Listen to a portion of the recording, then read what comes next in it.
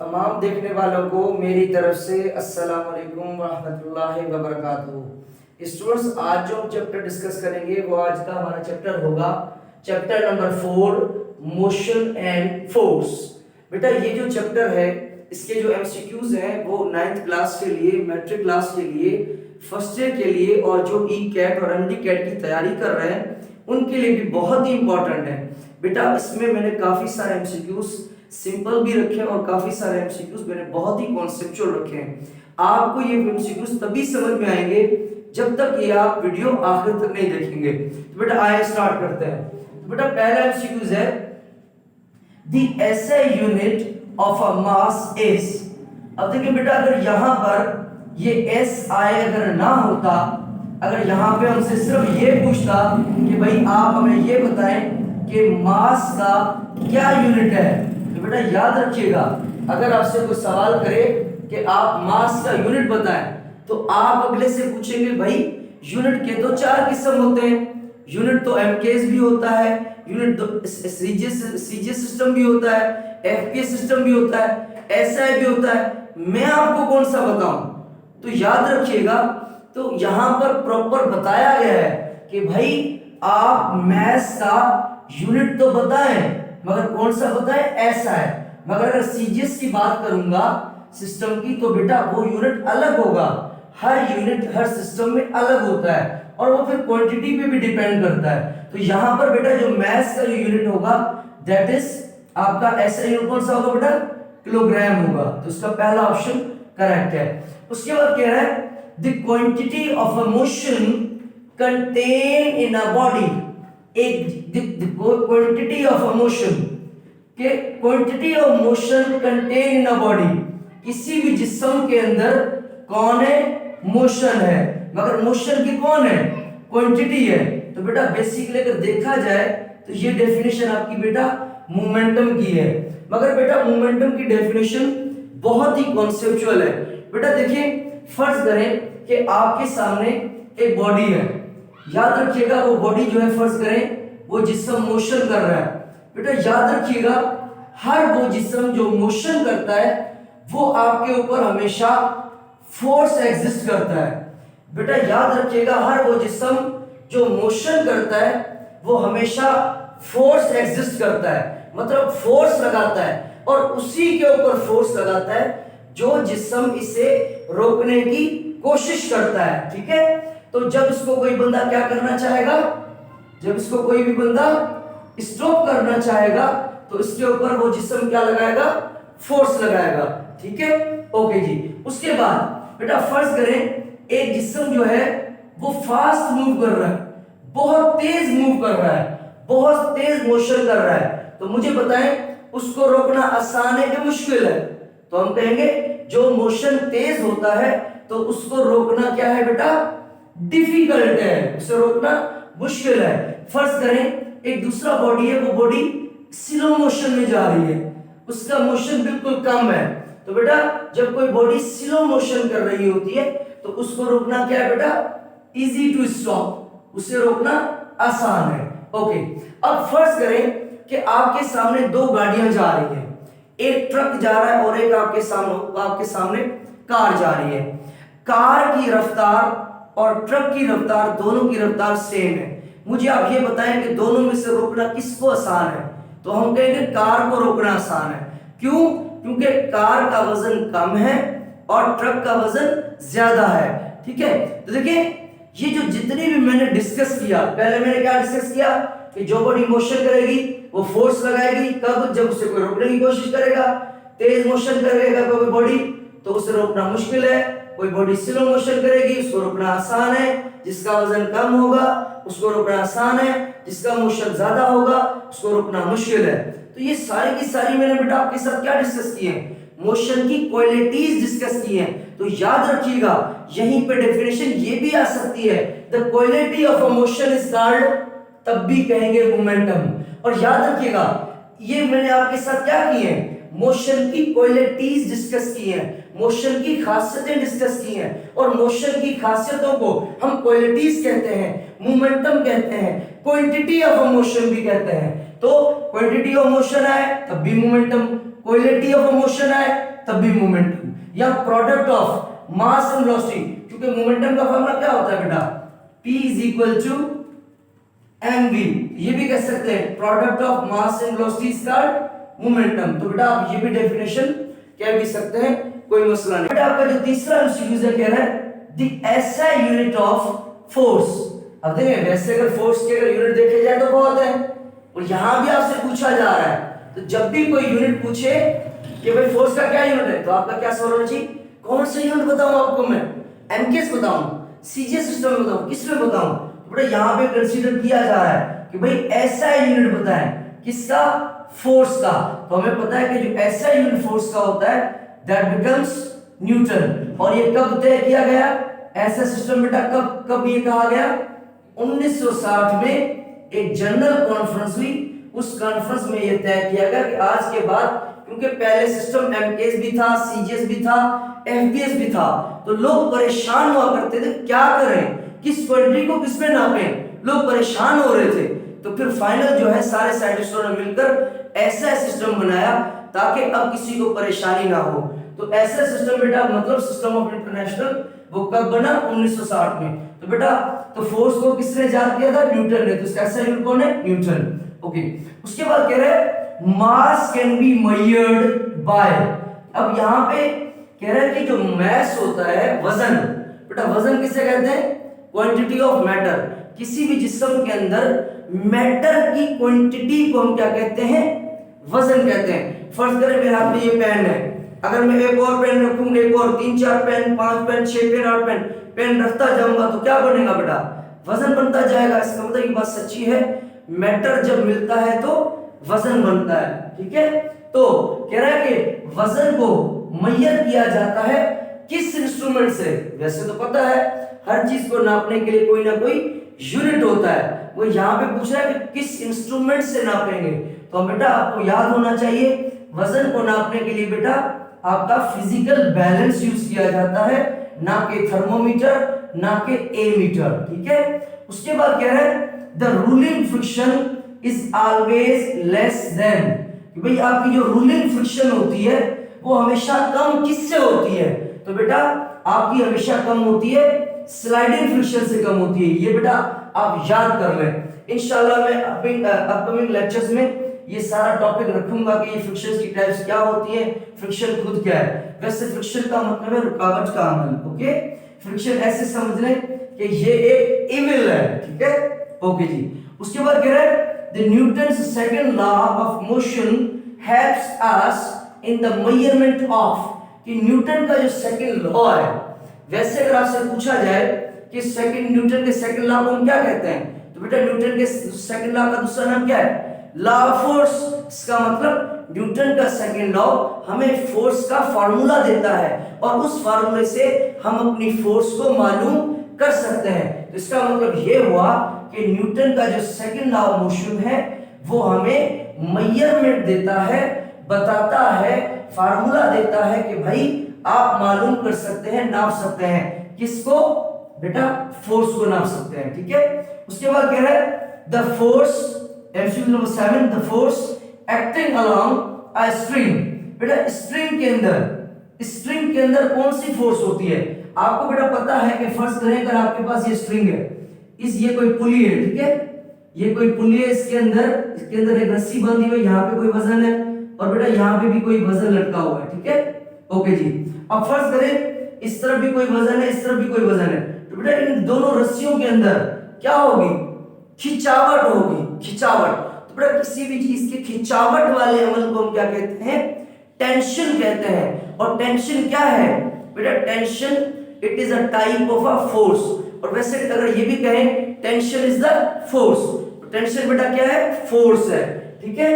तो यहाँ पे हमसे पूछ रहा है कि भाई फोर्स एक्टिंग अलोंग स्ट्रिंग के अंदर, तो बेटा ये स्ट्रिंग है, इस स्ट्रिंग के अंदर ये जो रस्सियां लगी हुई हैं इनके अंदर कौन सी फोर्स है, तो बेटा हम कहेंगे इनके अंदर आपका टेंशन फोर्स है, टेंशन फोर्स होती है। तो यहाँ पर तो मैंने कहीं भी टेंशन नहीं लिखा, तो बेटा इसका मतलब है हम यहाँ पर ये कह सकते हैं कि इसके अंदर बेटा फोर्स तो है, फोर्स तो ऑलरेडी है, तो यहाँ पे फोर्स को टिक कर सकते हैं नहीं।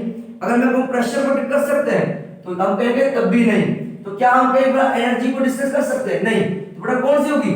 तो इसके अंदर कौन सी होगी बेटा? यहाँ पे अगर टेंशन होता तो टेंशन को टिक करते, और यहाँ पे इसमें कौन सी होगी बेटा? रेशियो के अंदर वेट फोर्स होगी, ठीक है। तो अगर टेंशन होता तो टेंशन को लिख देते, सही है। मगर अगर मैं कहूं कि वेट को हटाकर आप टेंशन लिख दें तो बेहतर है, सही है। तो इसके अंदर कौन सी फोर्स होती है बेटा? टेंशन होती है, खिंचावट वाला अमल। Okay okay.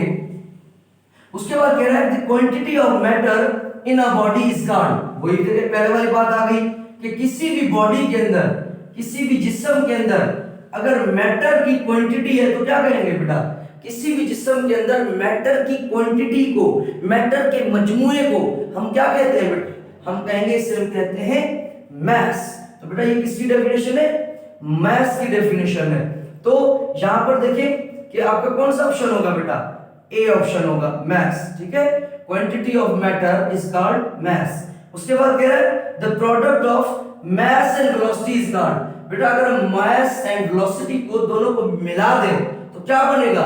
तो देखिए ऊपर यहां पर मैंने मोमेंटम में शुरू में बताया था कि मैस एंड वेलोसिटी को मिलाएंगे तो क्या बनेगा बेटा? मोमेंटम बनेगा। तो यहां पे जो इसका ऑप्शन होगा बेटा कौन सा होगा? डी ऑप्शन होगा, मोमेंटम, ठीक है। ओके जी। उसके बाद कह रहा है the maximum force of friction which just stops the body from moving, ठीक है। यहां पे पूछ रहा है कि भाई the maximum force of friction, वैसे हमें पता है कि फ्रिक्शन क्या है बेटा? एक किस्म की फोर्स ही होती है। तो यहां पे पूछ रहा है कि जो मैक्सिमम फ्रिक्शन होती है वो कौन सी होती है? तो हमें पता है the maximum friction is called limiting friction. तो बेटा किसी भी जिस्म के अंदर ज्यादा फ्रिक्शन को हम क्या कहेंगे? लिमिटिंग। वैसे इसका और भी मजीद कॉन्सेप्ट है, जब आएगा तो इंशाल्लाह टॉपिक में जरूर बताऊंगा अपकमिंग लेक्चर्स में। तो बेटा यहां पर याद रखना, जब भी मैक्सिमम फोर्स ऑफ फ्रिक्शन का नाम आ जाए तो आप कहेंगे लिमिटिंग फ्रिक्शन, ठीक है। उसके बाद बेटा कह रहा है कि 11 नंबर एमसीक्यूज में कि आपके पास फोर्स है 4 न्यूटन और आपके पास एक्सेलरेशन है 2 मीटर पर second square, then mass will be. तो बताएं बेटा मास कितना होगा? तो बेटा हमें पता है कि फोर्स का फार्मूला क्या है? F is equal to ma, ठीक है। तो अब हालांकि वेट का फार्मूला भी है W is equal to mg, ठीक है।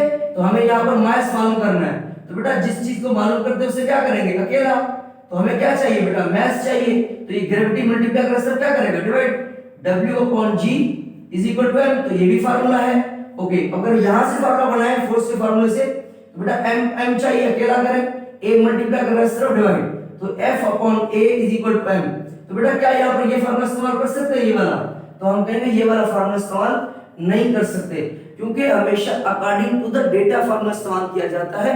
जिस तरह का प्रॉब्लम होता है उस तरह का फार्मूला यूज किया जाता है। तो यहां पर आपके प्रॉब्लम में बेटा फोर्स और एक्सेलरेशन गिवन है, देख लें आप, फोर्स 4 न्यूटन और एक्सेलरेशन 2। तो बेटा पुट करें तो ये वाला फार्मूला बेटा बेस्ट है। जो चीजें मिली हुई है वो भी है, जो चाहिए वो भी है, ठीक है। तो फोर्स कितनी है बेटा? 4 और एक्सेलरेशन आपके पास कितनी है बेटा? एक्सेलरेशन क्या कह रहा है? 2 है आपके पास। तो 2, तो 2 1 2 2 2 4, तो क्या है बेटा? आपका आंसर आएगा 2। तो बेटा ढूंढे कि इसमें आपका जो है मैस कहां पर मौजूद है? 2 बेटा। तो आपका पहला ऑप्शन ए है, इसका ए ऑप्शन हो जाएगा, ठीक है। उसके बाद बेटा कह रहा है कि आपके पास if mass is 30,000 kilogram and velocity is 3.5 metre पर second square, then what will be the p? p मतलब यहां पे कह रहा है मोमेंटम, ठीक है, कि मोमेंटम बताया कितना होगा। तो बेटा मोमेंटम का फार्मूला क्या होता है? p is equal to mv। तो mass यहां पे बेटा mass कितना है? 30,000। तो बेटा 30,000 पुट कर दे, 30,000 मल्टीप्लाई बाय वेलोसिटी, वेलोसिटी कितनी है बेटा? 3.5। तो बेटा 3.5 से मल्टीप्लाई करें तो आपका जो भी आंसर आए वो आपका आंसर होगा। तो यहां पर इसका आंसर बेटा ए ऑप्शन, ठीक है। ओके जी। उसके बाद कह रहा है the law conservation of momentum states momentum of an isolated system remains. मतलब लॉ कंजर्वेशन ऑफ मोमेंटम जो है वो बेसिकली क्या बताता है? अगर देखा जाए कि लॉ कंजर्वेशन ऑफ मोमेंटम में दो बॉडीज के टकराने से उनका वजन सेम रहता है, उनकी वेलोसिटी चेंज हो जाती है, मगर बॉडीज का जो मोमेंटम होता है टकराने से पहले और टकराने के बाद क्या रहता है बेटा? इक्वल रहता है, कांस्टेंट रहता है। तो याद रखिएगा बेटा कि law of conservation of momentum में बॉडीज का मोमेंटम टकराने से पहले और टकराने के बाद दोनों क्या रहते हैं बेटा, सेम रहते हैं, तो यहां पे हम कहेंगे कांस्टेंट, सी ऑप्शन। उसके बाद है बेटा the resisting force between two surfaces before motion starts, before motion states, मतलब यहां पे ये हमसे पूछ रहा है कि वो फ्रिक्शन कौन सी होती है जो तब हो जब जिस्म मोशन ना करे, मतलब वो कौन सी रुकावट का अमल होता है जो मोशन से पहले होता है। और हमें पता है कि फ्रिक्शन बेटा, जो फ्रिक्शन होती है, रेजिस्टेंस का क्या मतलब है, फ्रिक्शन, तो कह रहा है जो फ्रिक्शन फोर्स है वो हमेशा किसके दरमियान होती है, दो बॉडीज के दरमियान होती है, मगर वो कौन सी फ्रिक्शन है जो मोशन से पहले हो, तो बेटा मोशन से पहले जो होती है बेटा वो होगी स्टैटिक फ्रिक्शन, ठीक है। उसके बाद कह रहा है द फ्रिक्शन ड्यूरिंग मोशन, वो कौन सी फ्रिक्शन है जो मोशन के दौरान होती है, तो बेटा हम कहेंगे डायनामिक फ्रिक्शन, ठीक है। उसके बाद कह रहा है the laws of motion firstly introduced by, बेटा जो न्यूटन के लॉज हम हमेशा कहते रहते हैं ये सबसे पहले किसने डिस्कस किए, कहां से आए, सबसे पहले इनके बारे में डिस्कस किसने किया, तो बेटा याद रखिएगा, अगर आपको नहीं पता है तो आप फर्स्ट ईयर की बुक में भी देख सकते हैं, पेज नंबर 2 पर वहां पे भी लिखा हुआ है कि सबसे पहले जो लॉज ऑफ मोशन है, मोशन के लॉज को सबसे पहले जो डिस्कस करने वाला साइंटिस्ट था बेटा वो कौन था, वो आपका गैलीलियो था। सबसे पहले लॉज ऑफ मोशन को डिस्कस करने वाला बेटा गैलीलियो था, मगर उसके बाद न्यूटन किसी यूनिवर्सिटी में प्रोफेसर था, बाद में आकर उसने जो है उनको एक सही तरीके से तरतीब दी, ठीक है। तो सबसे पहले लॉज ऑफ मोशन को फर्स्टली इंट्रोड्यूस करने वाला, डिस्कस करने वाला गैलीलियो था। उसके बाद कह रहा है the Newton's first laws defines, अब न्यूटन का जो फर्स्ट लॉ है, वैसे न्यूटन के फर्स्ट लॉ को लॉ ऑफ इनर्शिया कहते हैं, तो यहां पे मैंने ये नहीं पूछा कि न्यूटन के फर्स्ट लॉ को कहते क्या है, स्टूडेंट डायरेक्ट क्या करते हैं, लॉ ऑफ इनर्शिया को टिक कर देते हैं। तो बेटा यहां पे पहले एमसीक्यू को समझें कि न्यूटन का जो फर्स्ट लॉ है वो डिफाइन किसको करता है, तो बेटा याद रखिएगा न्यूटन का फर्स्ट लॉ डिफाइन करता है फोर्स को डिफाइन करता है। अब आप कहेंगे सर ये कैसे, ये कैसे, तो बेटा इंशाल्लाह मैं न्यूटन के लॉज जब डिस्कस करूंगा तो बेटा मैं आपको बताऊंगा कि किस तरह जो है, क्यों मैं कह रहा हूं कि न्यूटन का जो फर्स्ट लॉ है वो फोर्स को डिफाइन करता है, ठीक है। क्योंकि गैलीलियो, थोड़ी सी बात बता देता हूं कि दुनिया में पहला साइंटिस्ट भूल ही सीना था जिसने सबसे पहले इस दुनिया में कहा कि भाई इस दुनिया में कोई भी चीज खुद ब खुद रेस्ट में नहीं आती और कोई भी चीज खुद ब खुद मोशन में नहीं आती। तो जिस तरह देखें जब आप धुएं को देखते हैं आपके माइंड में आता है कि आग लगी होगी, ठीक है, और जब आप किसी बॉडी को वेलोसिटी में देखते हो, रफ्तार में देखते हो, आपके माइंड में आता है अरे हाँ इसके अंदर फोर्स लगी होगी। बेटा ऐसा नहीं है, गैलीलियो ने सबसे पहले ये डिस्कस किया कि भाई वेलोसिटी के पैदा होने के लिए फोर्स जरूरी नहीं है, आप एक्सटर्नल फैक्टर्स को खत्म कर दे तब भी वेलोसिटी पैदा हो सकती है, फोर्स के लगाने की वजह से वेलोसिटी चेंज होती है, वेलोसिटी पैदा नहीं होती। बहरहाल ये जब मैं न्यूटन के लॉ डिस्कस करूंगा तो फिर मैं बताऊंगा, फिलहाल आप याद कर लें न्यूटन के फर्स्ट लॉ जो है वो डिफाइन करता है फोर्स को। हाँ ये कहता कि न्यूटन का फर्स्ट लॉ स्टेट इसको कर रहा है तो आप फिर कहते हैं कि इनर्शिया, ठीक है। उसके बाद बेटा laws of motion is applicable for, कि न्यूटन के जो लॉज हैं, जो न्यूटन के लॉज जो मोशन के ऊपर है ये किसके लिए वैलिड है, ये किसके लिए एप्लीकेबल है, क्या दुनिया पूरे जहान के लिए लॉज हैं, तो हम कहेंगे नहीं। तो बेटा इनको समझना बहुत जरूरी है, तो बेटा इस बात को थोड़ा सा समझिएगा बेटा कि ये क्या है। अब देखिए बेटा याद रखिएगा सबसे पहले न्यूटन के बेटा लॉज उसके लिए हैं, न्यूटन के लॉज उसके लिए हैं जिसकी स्पीड वेरी लेस देन हो, जिसकी स्पीड बहुत कम हो। किससे कम हो बेटा, स्पीड ऑफ लाइट से। न्यूटन के लॉज उसके लिए हैं जिसकी स्पीड ऑफ लाइट से कम हो, क्योंकि जो स्पीड ऑफ लाइट है बेटा, फिजिक्स दो तरह की होती है, जो बॉडीज बहुत ज्यादा तेज मोशन करती हैं जिनकी स्पीड बहुत ज्यादा तेज होती है, जैसे स्पीड ऑफ लाइट है, इलेक्ट्रोमैग्नेटिक वेव्स है, ठीक है, या जो आपके और भी एटॉमिक पार्टिकल्स वगैरह हैं, बहुत सारी चीजें हैं, ठीक है। तो याद रखिए, फिलहाल याद कर ले, जब न्यूटन के लॉस बताऊंगा तो डिग्री बताऊंगा। फिलहाल याद कर ले बेटा, न्यूटन के लॉस उसके लिए है जिसकी स्पीड ऑफ लाइट से कम हो, ठीक है, नंबर 2। और हमें पता है कि स्पीड उसी की कम होगी जिसका बेटा मैस क्या होगा, जिसका मैस क्या होगा, लार्ज होगा। जिसका वजन ज्यादा होगा उसकी वेलोसिटी भी क्या होगी, कम होगी, ठीक है, ओके जी। क्योंकि न्यूटन का सेकंड लॉ में बताता है acceleration is inversely proportional to mass, जिसका वजन ज्यादा एक्सेलरेशन कम, ठीक है, ओके जी। तो ये दो बातें बेटा याद कर लें, ठीक है, ओके जी। उसके बाद कह रहा है बेटा, तो यहां पर ऑप्शन कौन सा होगा बेटा, एवरीबॉडी, ओनली फॉर मोशन या नॉन। तो बेटा यहां पे ऑप्शन होगा नॉन, कोई भी नहीं। तो यहां पे बेटा कोई भी ऑप्शन नहीं है, मैंने कोई भी ऑप्शन नहीं दिया, ठीक है, ओके। उसके बाद कह रहा है कि Newton's first law is also called, अब न्यूटन के पहले लॉ किसको स्टेट करता है या इसका दूसरा नाम क्या है, तो अब हम कह सकते हैं कि न्यूटन का जो पहला लॉ है उसका दूसरा नाम लॉ ऑफ इनर्शिया है। If a body moves with the speed of light which law is applicable for, कह रहा है कि अब आप बताएं कि अगर कोई जिस्म मूव कर रहा है, किस स्पीड से मूव कर रहा है बेटा, स्पीड ऑफ लाइट से। बेटा याद रखिएगा, जिन बॉडीज की स्पीड ऑफ लाइट के बराबर होती है वो आपकी फिजिक्स है रिलेटिविस्टिक फिजिक्स हो जाती है।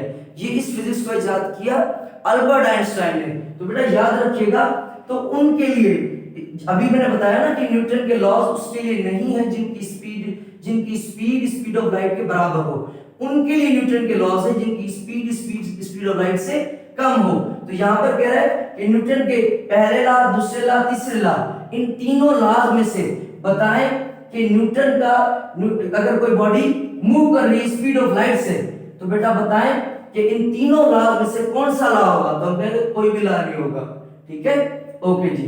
उसके बाद कह रहे हैं action and reaction is acting on, बेटा एक्शन और रिएक्शन जो होता है क्या ये सेम बॉडीज में होता है या आइसोलेटेड सिस्टम में होता है या डिफरेंट बॉडीज में होता है या नॉन पे, तो बेटा हम कहेंगे डिफरेंट बॉडीज में होता है। क्यों, क्योंकि जब आपने न्यूटन का थर्ड लॉ पढ़ा होगा तो बेटा देखिए, फर्ज करें कि आपके सामने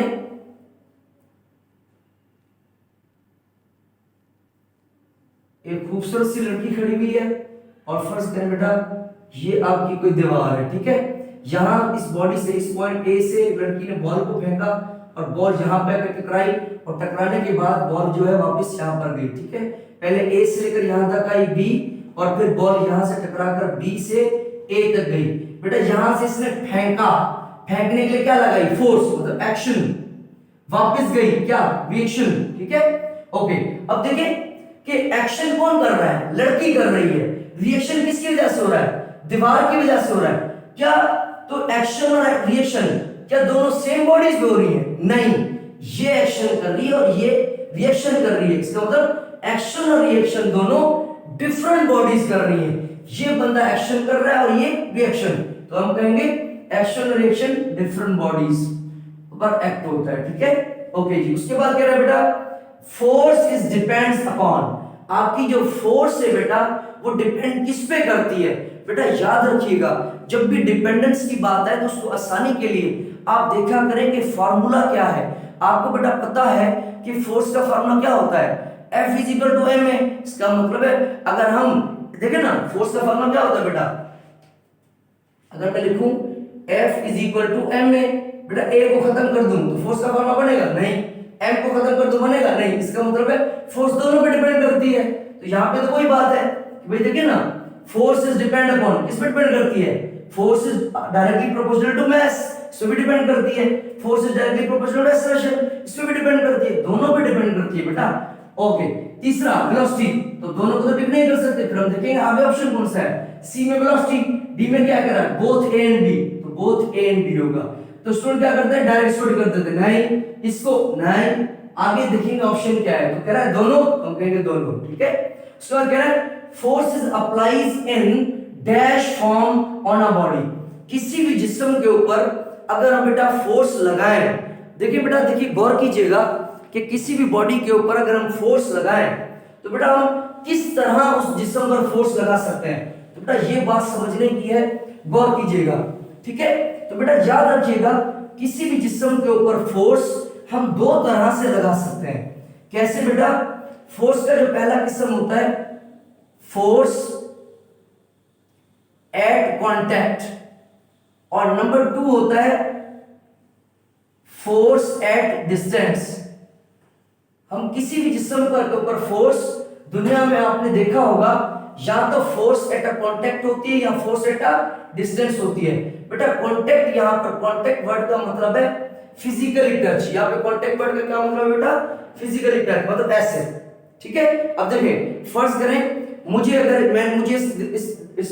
इस बोर्ड को धक्का लगाना है, मैं कैसे लगा रहा हूं बेटा? देखिए धक्का लगा रहा हूं, मेरा हाथ बोर्ड से क्या है,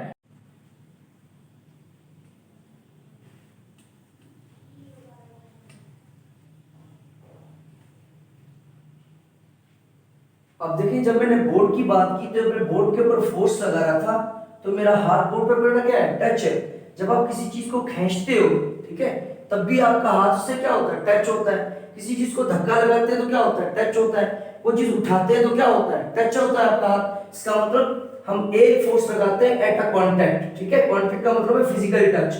अब एक होती है फोर्स एट अ डिस्टेंस। जैसे देखिए ये एक चकमक है और ये भी एक चकमक है। बेटा चकमक चकमक को जब खींचता है, जब चकमक चकमक को खींचता है, अगर ये दोनों चकमक ऐसे होते, एक साथ होते, तो बेटा खींचते हैं क्या? नहीं। चकमक चकमक को तब खींचता है जब आपस में इनके बीच में क्या हो? फासला हो। इसका मतलब कि इन दोनों के दरमियान जो फोर्स है वो कौन सी है? फोर्स एट अ डिस्टेंस है, ठीक है। ओके, अगर बात करते हैं जमीन की, ये आपकी जमीन है। बेटा जमीन पर फर्ज करें मैं यहाँ पे बैठा हूँ जमीन पर, अब मुझे जमीन ही खींच रही। जब मैं जमीन से ऊपर हूँ, फर्ज करें यहाँ पर हूँ, तो अब मुझे बेटा जमीन क्या करेगी? खींचेगी। इसका मतलब जमीन भी किसी बॉडी को जब खींचती है तो किससे खींचती है? मुफासले से। तो ये कौन सी फोर्स है बेटा? फोर्स एट अ डिस्टेंस है। कोई एक चार्ज है आपकी, एक चार्ज है पॉजिटिव और एक चार्ज है आपकी नेगेटिव। बेटा ये चार्ज दोनों साथ हैं, फिर तो कॉलम हो जाएगा। तो ये चार्ज एक दूसरे से दूर है, तब भी एक दूसरे को अट्रैक्ट करती है ना। तो इनके अंदर जो फोर्स है बेटा वो कौन सी है? फोर्स एट अ डिस्टेंस है। तो बेटा याद रखिएगा, यहां पे कह रहा है कि force is applies in the form of body. कितने फॉर्म में होती है बेटा? 2 फॉर्म्स में होती है, ठीक है। उसके बाद कह रहा है how many types of forces. बेटा फोर्सेस के कितने टाइप्स हैं? तो बेटा फोर्सेस के 2 टाइप होती हैं। एक होती है बैलेंस फोर्स, दूसरी होती है अनबैलेंस फोर्स। बैलेंस का मतलब होता है कि total force is equal to 0, और उसके बाद जो दूसरी फोर्स होती है अनबैलेंस, उसका मतलब है net force is not equal to 0, ठीक है। फर्ज करें ये कोई गाड़ी है, ठीक है, कोई रेडी है, इसके ऊपर मैं फोर्स लगा रहा हूं 2 न्यूटन और इस तरफ से फोर्स लगा रहा हूं 2 न्यूटन। तो बेटा टोटल फोर्स का सम करें, प्लस 2 न्यूटन माइनस 2 न्यूटन, जवाब क्या आएगा? 0। इसका मतलब इस पे कोई असर नहीं हुआ, तो टोटल फोर्स का मजमूआ किसके बराबर है? 0। इसका मतलब ये कौन सी फोर्स है? Balance force. अच्छा फर्ज करें इस बॉडी के ऊपर मैंने फोर्स लगाई 2 न्यूटन और यहां से मैंने लगाई 50 न्यूटन। तो बेटा तो टोटल फोर्स कितनी है? 50। 50 में से बेटा 2 माइनस करें, तो इस तरफ प्लस इस तरफ माइनस, तो 2 माइनस करें, तो बेटा जवाब क्या आएगा? 50 में 2 48। इसका मतलब है अभी भी इस बॉडी पर कितनी फोर्स लग रही है? 48 न्यूटन लग रही है। तो बताएं ये दोनों फोर्सेस आपस में क्या है बेटा? अनबैलेंस है। मतलब फोर्सेस का टोटल रिजल्टेंट नेट अमाउंट 0 के बराबर ना हो, ठीक है। ओके, तो बेटा 2 टाइप्स होती हैं। उसके बाद कह रहा है ये वाला ऑप्शन का बी हो जाएगा। उसके बाद कह रहा है the force which produces an acceleration of 1 metre पर second square in a body mass is 1 kilogram then it is equal to. तो बताइए किसके बराबर है? तो बेटा बेसिकली अब आप थोड़ा सा गौर कीजिएगा इसके ऊपर कि ये बेटा यहां पर क्या कह रहा है। तो अब देखिए बेटा कि जब हम ये एक सीधी सी डेफिनेशन है इसकी, बेटा आप सिंपल देखें, फोर्स का फार्मूला लिखें, force is equal to M में। बेटा फोर्स का यूनिट क्या होता है? न्यूटन। मास का यूनिट क्या होता है बेटा? किलोग्राम। एस का क्या यूनिट होता है? मीटर पर सेकंड स्क्वायर। तो यहां पे कह रहा है कि अगर एक बॉडी है उसके अंदर एक्सेलरेशन अगर 1 है और उसका अगर वजन 1 है तो कितनी फोर्स होगी? तो हम कहेंगे 1 न्यूटन होगी, क्योंकि ये 1 न्यूटन की डेफिनेशन है। 1 newton is always equal to 1 kilogram 1 metre पर सेकंड स्क्वायर। मतलब 1 न्यूटन में 1 किलोग्राम और 1 एक्सेलरेशन होती है। मतलब हम यहाँ पे जब भी एक्सेलरेशन 1 के बराबर होगी, किलोग्राम 1 के होगा, तो न्यूटन भी 1 के बराबर होगा। मतलब अगर किसी भी जिस्म पर 1 न्यूटन फोर्स लगाएंगे तो वजन 1 किलोग्राम है, तो उसके अंदर एक्सेलरेशन भी 1 होगी। तो this is the definition of Newton. उम्मीद करता हूं आज की वीडियो से आप बहुत कुछ सीखे होंगे। बेटा इस वीडियो को अपने दोस्तों में, फ्रेंड में जरूर शेयर कीजिएगा। अपना बहुत सारा ख्याल कीजिएगा। कोई भी सवाल ना समझ आए कमेंट बॉक्स में जरूर बताइएगा, अपने फ्रेंड में शेयर करें। बेटा पेपर्स के लिए तैयारी करें, बहुत इंपॉर्टेंट है। 50% एमसीक्यूज आएंगे, बेटा इसकी तैयारी करें। कॉन्सेप्ट इज पावर, चीजों को समझें, चीजें क्यों हो रही है, कैसे हो रही है। ठीक है, स्टे ब्लेस्ड, स्टे इंस्पायर्ड, अल्लाह हाफिज।